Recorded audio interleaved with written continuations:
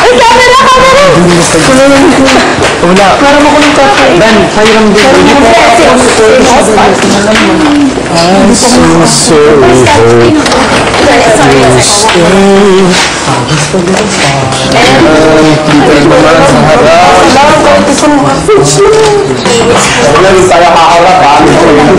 Okay.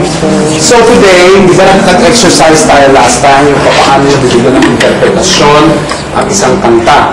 Ngayon, gawin natin ito para kontrapunto naman sa ginagawa usually ina-expect ng tao sa entablado sa inyo na bumibihit, larger than life performance. Now, bigyan natin ng karakter ng quietness. Okay? I want you to make the song as quiet and as intimate as possible but with character. In other words, gusto ko lagyan nyo ng laman yung kanta pero in a very quiet way. Okay? Because you will find out na maaaring maging as effective yung pagbibigay ng emosyon sa isang kanta in a quiet manner rather than just merely sa pagbirit o sa, larger than life singing. Okay? You have two choices, either Shadow of Your Smile or I Wish You Love. It's your choice. Wala ngayong baraha para sabihin kung anong kanta ang kakantahin ninyo.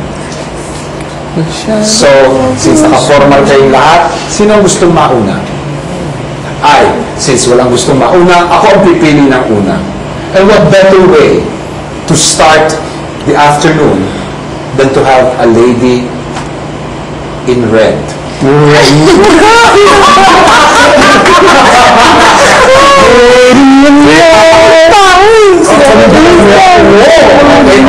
Okay, siguro maganda kung walang jacket, nakalabas ko ng brass. Rehearse mo rito. Anong kakantahin mo, anak? Shadow. Your Shadow of Your Smile. The practice muna. Kasi advocate. Madami pa, di pa pa No, the black stuff. Diretso po si Ann.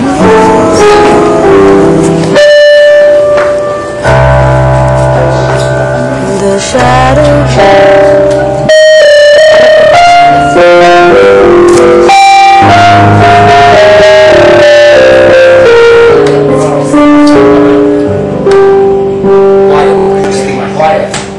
The shadow of your smile.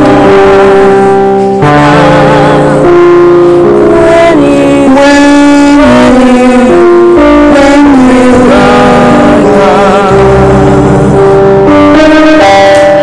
the water of my dreams and light the dawn.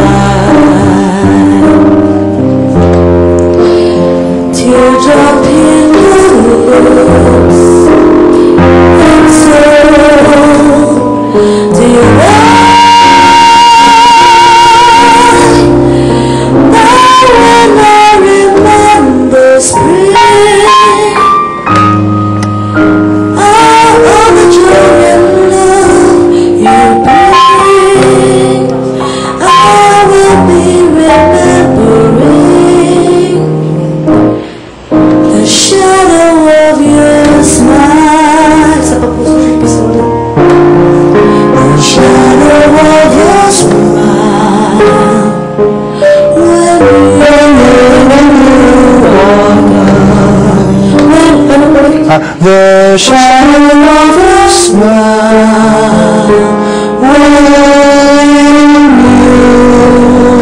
are gone.